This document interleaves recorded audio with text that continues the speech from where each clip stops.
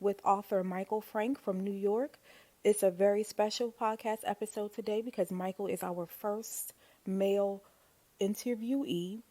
And I'm just so excited to have Michael on and talk about his new book and also his experience in his own personal life with his wife and infertility. And Michael is the author of a memoir called The Mighty Franks, which was published by Farrar, Straus and Giroux, a Barnes and Noble Discover Great New Writers selection. The memoir was named one of the best books of 2017 by The Telegraph and The New Statesman and won the 2018 JQ Wingate Prize in England. Also published by Farrar, Straus and Giroux, his new novel, What is Missing, is among other things a love triangle, a father-son story, and an exploration of the subject of infertility. It may possibly be the first literary novel to take on the uncharted ground on which families can be built or rebuilt by IVF via the Wall Street Journal. The New Yorker has described the book as a penetrating examination of how a life can be defined by contingency and surprise. And novelist Julie Orringer has said that the book asks the most urgent questions about biology and nurture, about filial and parental love, and about what we're willing to suffer to find out who we are. This is a wise and necessary book, one I've been recommending ardently to everyone I know. Michael recently published an essay in Time magazine about his wife's own experience in what he calls the land of infertility. The link to the timepiece will be in the show notes, as well as Michael's website, which you can order your own copy of the latest novel, What is Missing, at michaelfrank.com. I will also have in the show notes the Infertility and Me podcast website, as well as you'll be able to connect with me through email or through social media, Instagram and or Facebook. And the website is infertilityandmepodcast.com. I thank you guys for being here thus far with these last 10 episodes since launching in November on the 22nd. So it's been a little over a month now. And we're doing very well as far as downloads concerned. So I'm thanking you guys again just for being here with me, listening to the stories, and allowing it to resonate with you enough to come back for the next week's episode. So I appreciate you guys' support and listenership, and I hope that we can continue to connect and heal together. That is my only intention with the show, is to connect with other warriors going through various paths of fertility and infertility. It means a lot to me. It is a passion of mine, and it has become a passion because of my own journey. And if you haven't listened to the very first episode, which is I Am 1 and 8 2, you can check that out if you are new, if you are a new listener and you want to know a little bit more about myself and my journey. Again, I appreciate you guys for listening. All of the reviews and the feedback in the Apple and iTunes review section of the show. And I just hope that in 2020 we can continue to grow and to connect with each other, and that I can bring you more useful content and encouraging and inspiring content, which is what the show is all about, through stories, discussions, and getting real and raw and honest about infertility issues that we all face. And I just wanted to also say Happy New Year to you guys. I hope that 2020 is one of your best years yet in family life, work life, and any other area of your life that you are most focused on. So we're going to get right into the episode with Michael. I thank you again. Peace and blessings. Michael, could you please tell us a little bit about your journey? I know you did a timepiece, and I'll have that in the show links for everybody to read, as well as your book and your website. So please tell us a little bit about your own journey and experience with your wife and infertility. Well, I will, Monique. First, I just want to say thank you for having me on the podcast. I'm honored to be the first male guest. I hope I'm not the last one.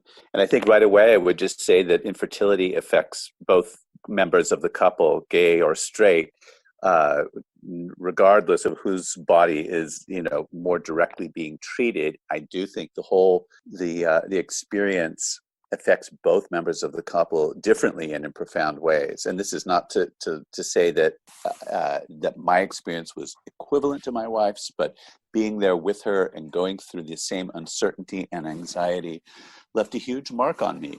And it's one of the reasons why 15 years later, I reimagined it as a novel, which is called What is Missing, as you know. What happened was we quite simply, we were an older couple.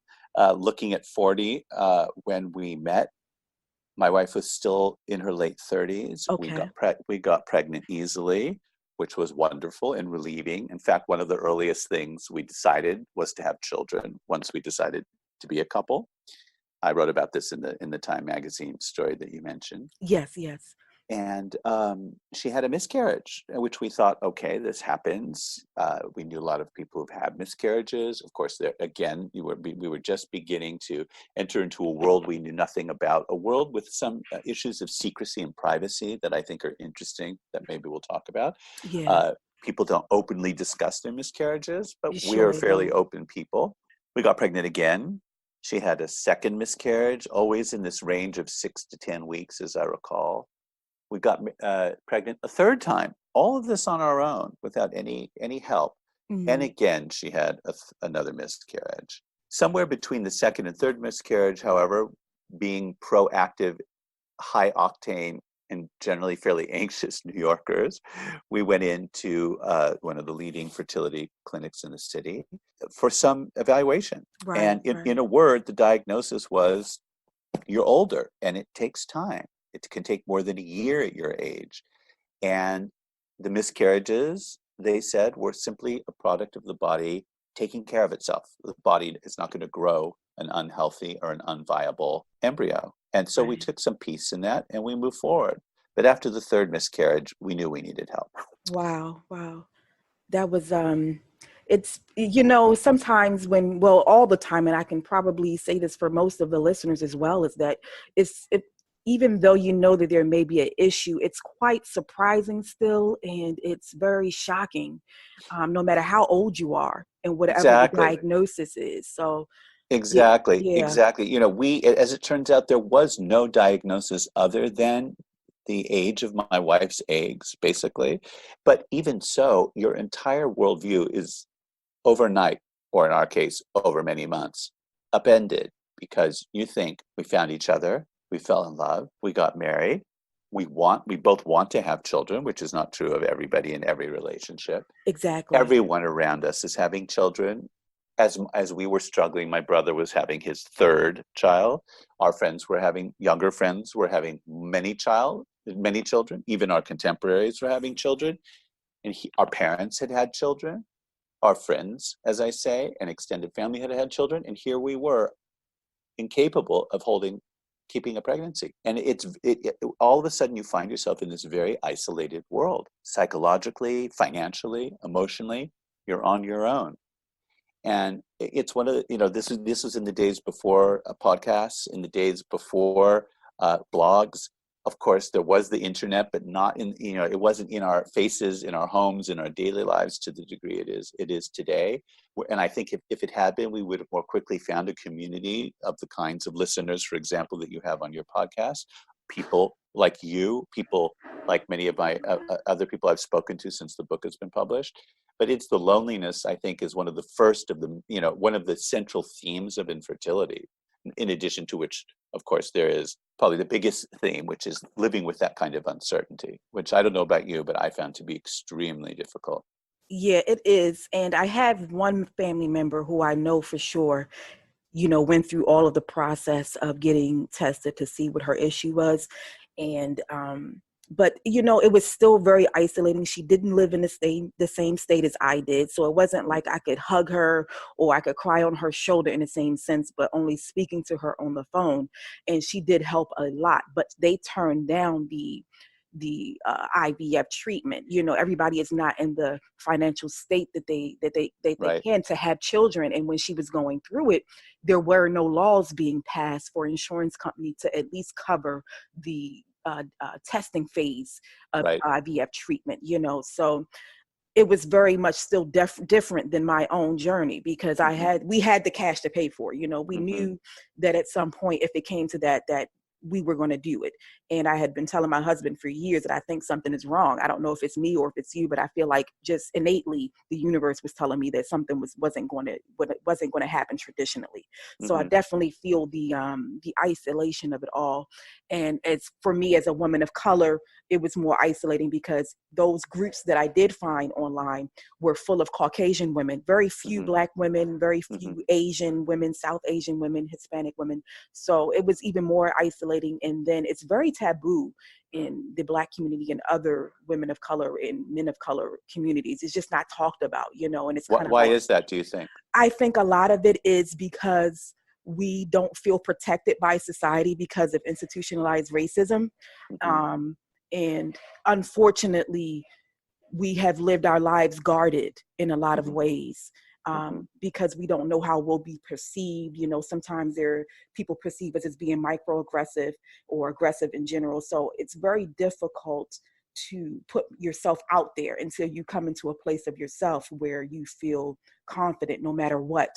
And no matter how you're treated. So, and I found a lot of love in the community even now after I've gone through treatment. And I think that infertility has brought a lot of women from different races and backgrounds and classes together and seeing beyond that because we have the same hurt and the same pain, and men as well too. I know a couple of men who have been through it as well in my personal life with their wives, and one of them in particular has the issue. So it I think brings people together. You know what I mean? I think it can work two ways. I think, first of all, I think that on the racial front, if I can say it that way, it is a great leveler because infertility is not discriminatory, right? It simply goes after the human body for reasons that are understood and not understood, which is, of course, one of the great challenges psychologically and mentally, is to be struggling with something that the doctors don't always 100% have a diagnosis for. Yeah. Imagine being treated for a disease that they can't quite identify, but they're going to attempt to treat you nevertheless. To me, that is often, an approach taken in infertility because it's simply saying that your eggs are old, as in our case, is not very much of a diagnosis.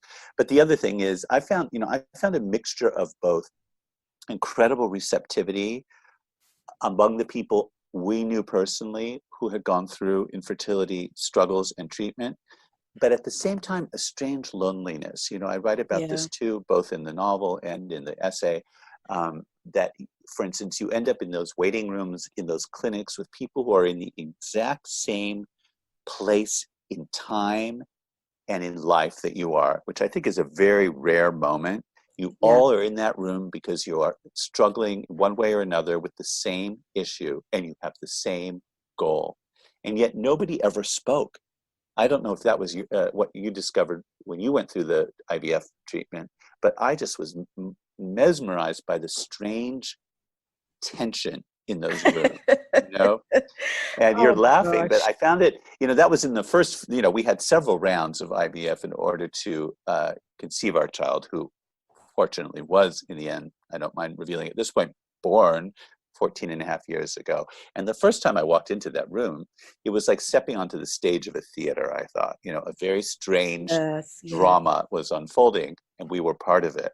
And I think it was really in those early weeks, returning to that room, watching those women and those men, that I thought, I need to tell this story. I need to find a way to reimagine and tell this story, to capture the anxiety and the drama and the expectations, the yearning, the struggling and the suffering that is contained in those rooms, which I found to be so thick I could practically feel it. And I think that's a very interesting point you made, Michael, about the drama and the unspoken elephant in the room in the clinics when you arrive to see your specialist and consult and or go through the treatment process. I felt that, and I can remember the image in my head like it was yesterday in 2016 when I felt that same exact energy walking into the clinic. And I said this in one of my previous episodes of Diagnosis, that it was almost like I walked in and everybody looked at you and it was like they were not trying to make eye contact with you. And my clinic was very pleasant, but at the same time, there was just like you said, it was a very strange energy. And it's like you're walking on stage for the first time performing. It's just this unending silence between the couples. Nobody speaks to each other. You give a half crooked smile. Right. And it's very strange feeling. Although the clinic is very pleasant in itself, you know what I mean? Right. I think one of the issues might be, Monique, that I don't think it's a moment necessarily in life where you want to hear other people's stories so close up. Do you know what I mean? Do you want to sit next to the woman or the man who's having problem X when you're having problem Y, or who's succeeding? I mean, when you go in through, if we're going to get into the nitty gritty, when you come to the day of retrieval and transfer, and you're in more communal spaces in the hospital, and for example, you hear a woman tell her husband, oh my goodness, they retrieved 12 eggs or 8 eggs, and you've only retrieved 2. This kind of juxtaposition of different journeys, because no one is going along the same path, even though in the larger sense, you are all wanting the same result. I think those smaller steps can be very disconcerting. You really have to hold it together mentally and emotionally. It's those raised expectations every month. With every injection, with every ultrasound, with every blood test, you're expecting your life to turn, and it doesn't always. And so I think there's a self-protective remove that people assume in order to get through those weeks, don't you think? Absolutely. And I don't, you know what? I don't have anything to add to that because you said it perfectly. Something else, the other subject I think that it is worth thinking about a little bit in this context, of course, is the pressure that it puts on the relationship. I don't think people speak very openly about that, how it really changes your intimate life, of course, and it brings a great deal of worry into the marriage. It challenges the marriage, I think. It's very hard to stay even, hopeful, and calm when you go through these experiences together, and you're not always in the same place. I don't know if that seems truthful to you, but certainly for us, it created conflict, it created anxiety. We were not the same people at the end of the experience that we were going into it by any means. You're absolutely right. And there was a 4-year between my first IUI, which was my only IUI. I didn't like the clinic. We were living in PA.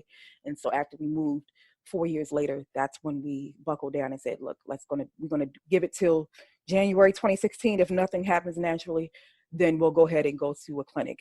And that, oh my gosh, it's almost, going through it, it was almost like I was in a movie or in like your novel. I was in a novel, you know what I mean? Just walking through, going through life, drowning myself in our businesses. There was like this unspoken thing that we were carrying around on both of our shoulders. Mm-hmm. And it was very difficult to speak about it because you have to first come to terms with it as an individual, Mm-hmm. not even as a couple, to be able to comfortably talk about it and speak about it without getting upset. Because at this point, you're not sure about what happened with your body, if it's you or if it's your spouse who has the issue, or both of you have an issue. We did our best, but we didn't always do it in a loving way, so to speak.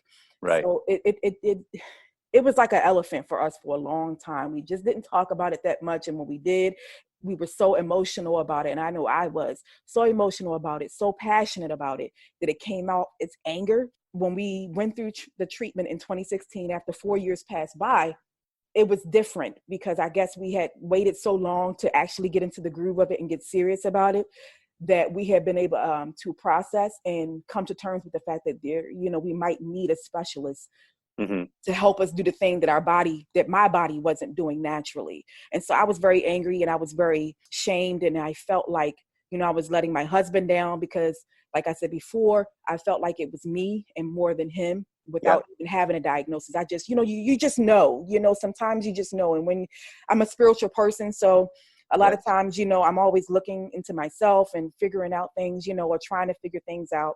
And I always knew that it was me. for some Uh-huh. reason. And I have Mm-hmm. hypothyroidism. So it makes it very Mm-hmm. difficult for me to get pregnant naturally. I can Mm-hmm. sustain the pregnancy, but getting pregnant is my issue. So it was very difficult because I'm an A-type alpha female. So me having control over everything, that's what my life was about. You know what I mean? This is the one thing that I couldn't control. I couldn't, snap my fingers or tell an employee to do this and Right. I get pregnant. So it was very difficult, and it was difficult for my husband too, being the kind of man that he is, because he didn't know how to support that in the beginning. Right. And then once we got to the point we got serious about it, my husband is a very nurturing type of personality as well. He's very Mm-hmm. nurturing, very loving. So I tried to embrace that as much as I could. And I had to learn how to be vulnerable. That was one of my Mm-hmm. greatest lessons as the Mm-hmm. kind of person I am. I had to learn how to be vulnerable and let my walls down at a level that was completely bare and naked, because I knew to make it through this, I had to be that way with the specialist and be honest about my past, anything that I had done in my body, whether it was alcohol or marijuana, those kind of Mm-hmm. things, you get asked, Sure. or if there Sure. was ever a STD. I had never had any issues with STDs, but that's the kind of level of vulnerability you have to be to get through the process, and so that they can diagnose you properly. So it's very, as a couple, it takes you for a whirlwind, and it really tests your relationship as well. So I think when I said earlier that you come out a changed person, yeah, I'm hearing you say also that the experience altered you, yeah, and the one remark that really popped out at me among many in what you just said was you had to learn how to give up control. And I think, we all live under the illusion that we're in control more of our lives than in yeah, fact we are. And I think it's the moments that when you become ill, or when you lose someone who's close to you, when you fail at something, or when your body lets you down, which is to say the real life moments in which we realize we are not in control, and that is a very difficult thing to wrap your brain around as a certain sort of person. yeah, It requires a very different kind of spirituality, almost a Buddhist understanding that yeah, it's not what you do, but what you make of what comes at you, that is the exactly, real test of being a conscious person. and exactly. and I think that is really that whole notion of being out of control and trying to live through the moment is what I really wanted to capture in the novel. And I'm just curious if you thought I did a good job of depicting my female protagonist Costanza as she Oh goes yeah. through infertility, if it seemed, because I'm always curious to ask women who've gone through it, if it seemed realistic to you. Oh, very realistic, very realistic. Costanza's situation was a little different than mine, just because I was about 32 when we started going through the process, and she was a Right. little older than me.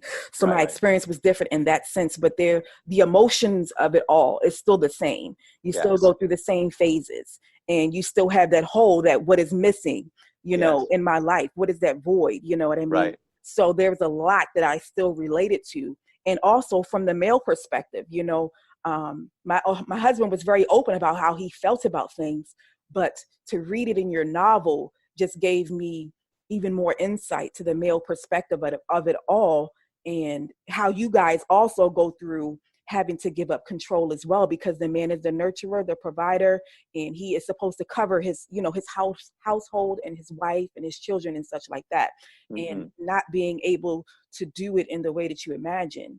Mm-hmm. It's very powerful on both, the male and female part.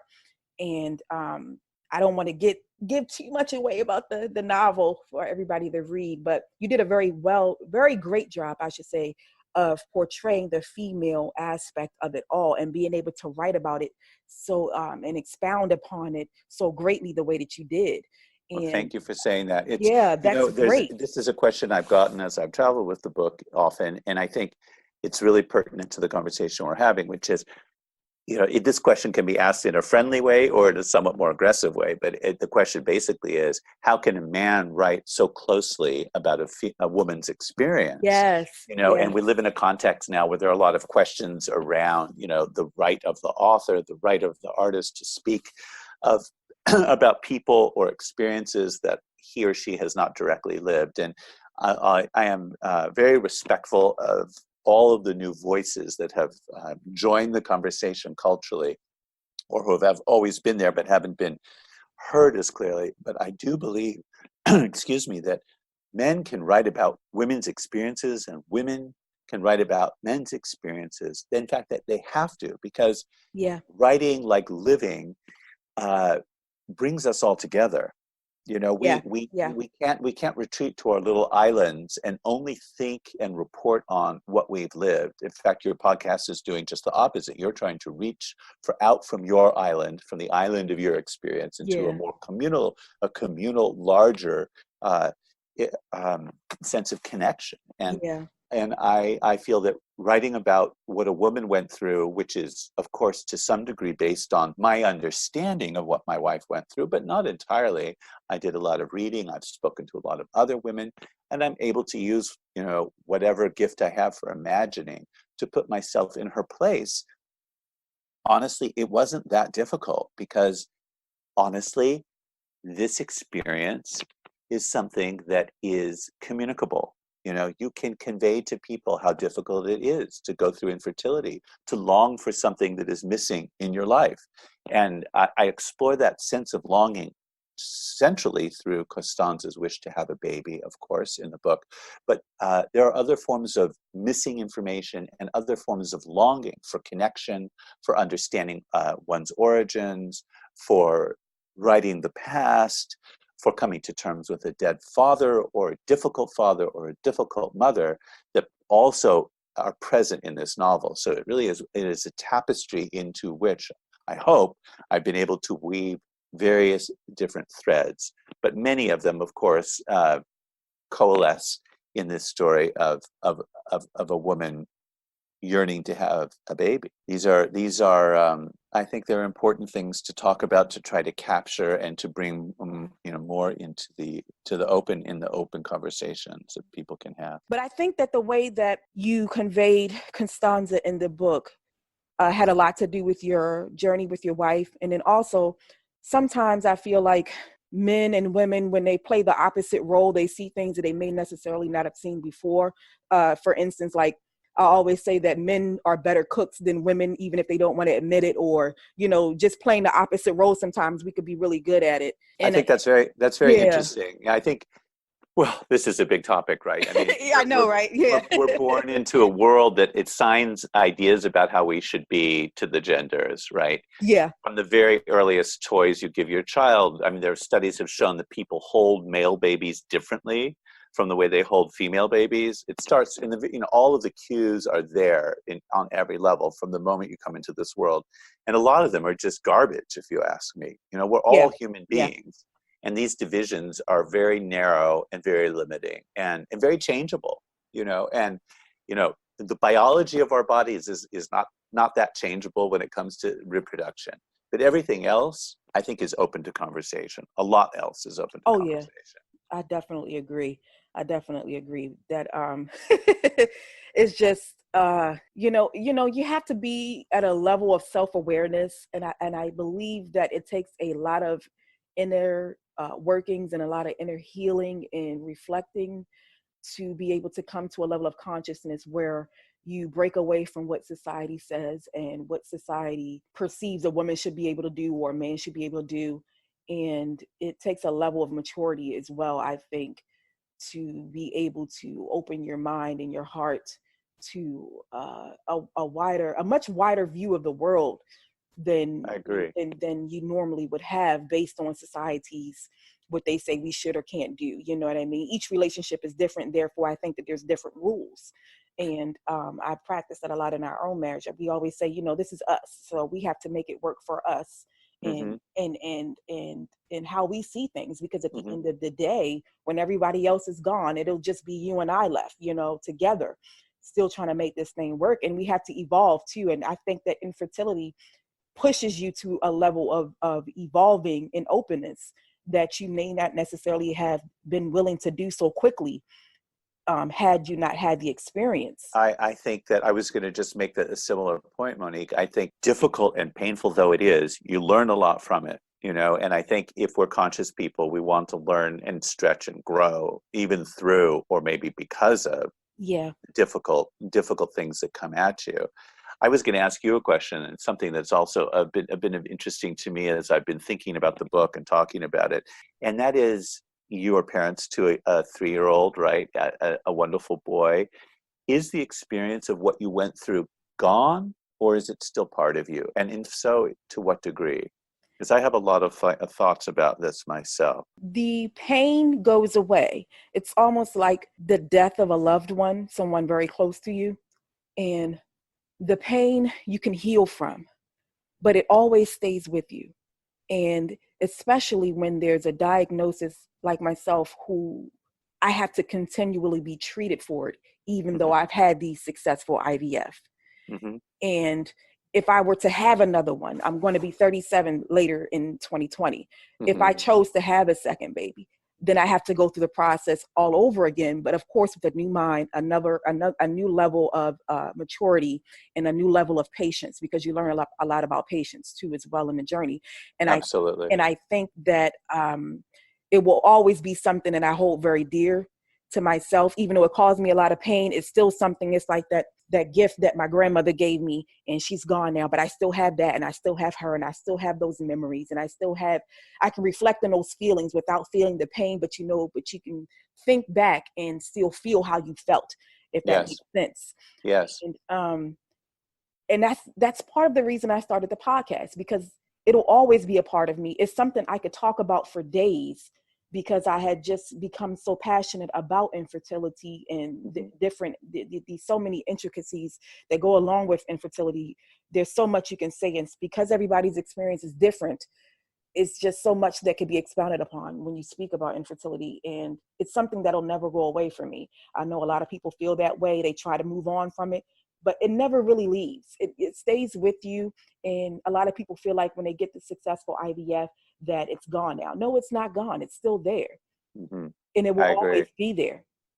I think, as we were saying earlier, these experiences change us as human beings, and I think that in a perfect world, they teach you more compassion. You take that Yeah. compassion out forward into the world. In your case, you've developed this podcast around it, but I'm sure it's reverberated in other aspects of your life. I know it Sure. has in mine, Yeah. but I also know that with these experiences that are so difficult in life, it's not that easy always to put them away. Yes, you're not in as acutely painful a moment, of course, as you were when you were going through them, but it's like the ring inside of a tree, something, or the knot in a tree. You grow beyond them, but those knots, those rings are still part of you.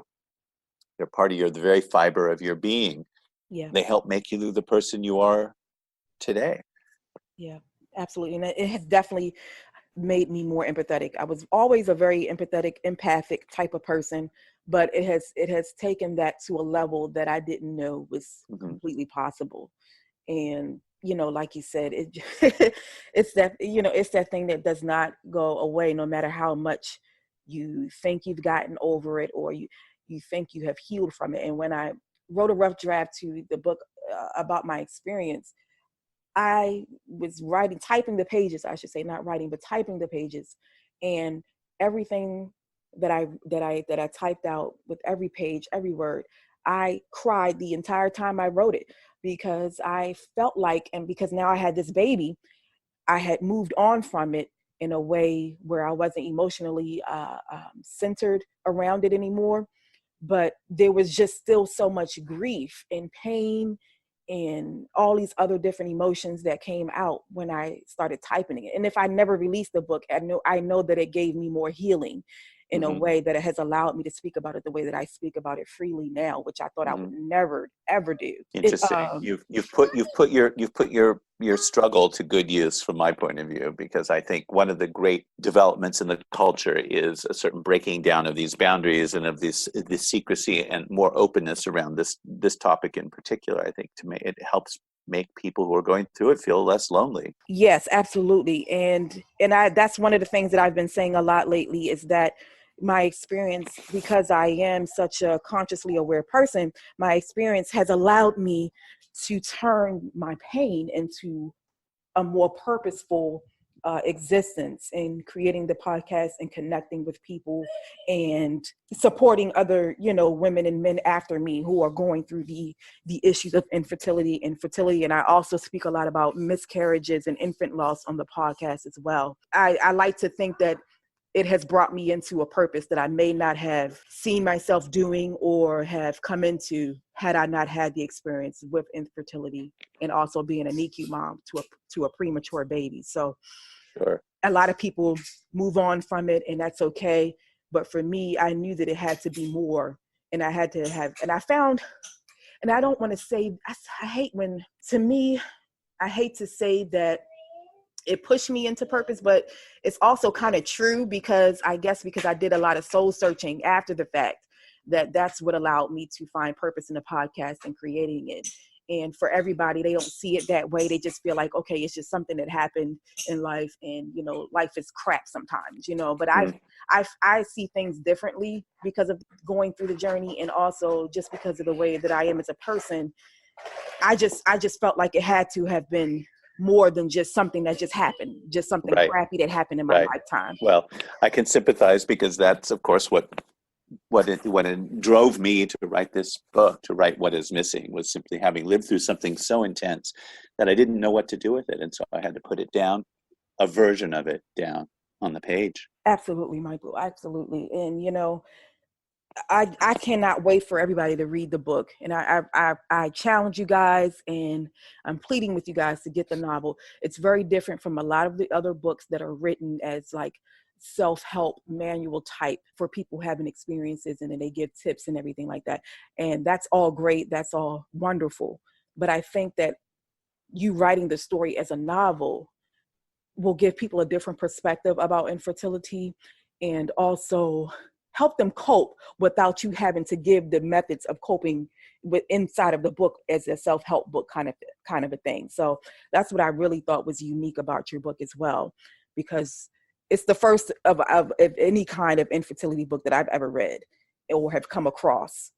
Well, thank you so much, Monique, and thank you again for having me on this program. I've appreciated it so much, having a chance to tell my story and to talk to readers, possible readers, about my novel, What Is Missing. Absolutely. And I will have everything in the show notes for you guys to connect with Michael on his website. I will also link the timepiece. It is very, very good. And I think you'll really enjoy that timepiece, and as well as different ways that you can get in touch with Michael so that you can order his book online and get to know him a little bit more too, as well, with his memoir that he's had many accolades for. And I thank you again, Michael, for coming on and speaking with me. This discussion was very great. I love it. And also Thank you, getting the Monique. male perspective. This is wonderful. Thank you so much, Michael. Bye-bye. Thank you.